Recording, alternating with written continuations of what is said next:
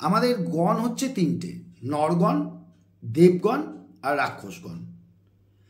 রাক্ষসগণকে আমি সবথেকে শ্রেষ্ঠ বলি এই কারণে, রাক্ষসগণের লোকেরা কর্মহীন সাধারণত হয় না, আর এদের মধ্যে নিজেকে রক্ষা করার, তার পরিবারকে রক্ষা করার একটা ক্ষমতা থাকে।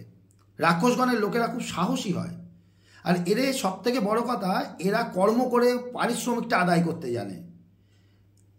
নরগণ আর দেবগণের লোকে পয়সা ঠকিয়ে দিতে পারে, কিন্তু রাক্ষসগণের লোকেরা পয়সার দিক থেকে কিন্তু ঠকে না, এরা তার মজুরিটা আদায় করে নিতে জানে, এবং প্রচুর পরিমাণ অর্থ কীভাবে রোজগার করতে হয় এটা রাক্ষসগণের লোকেরা জানে।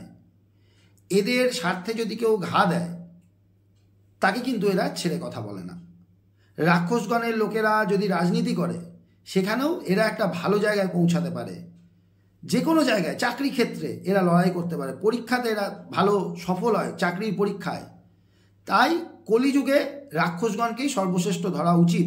যাদের রাক্ষসগণ, তারা অনেক সময় নিজেকে একটু ছোট মনে করে, যখন শোনে যে আমার রাক্ষসগণ, ভাবে কি, কিন্তু রাক্ষসগণই হচ্ছে আসল ভালো গণ।